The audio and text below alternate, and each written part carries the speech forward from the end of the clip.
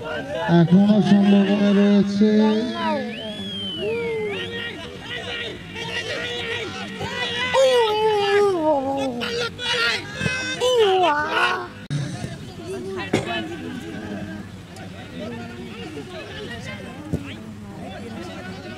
কলরবের মূল টিমে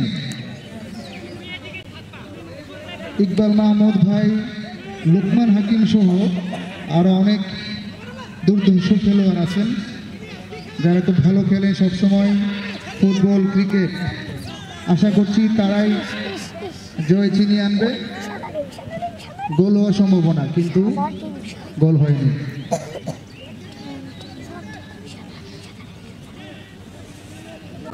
এখনো সম্ভাবনা রয়েছে।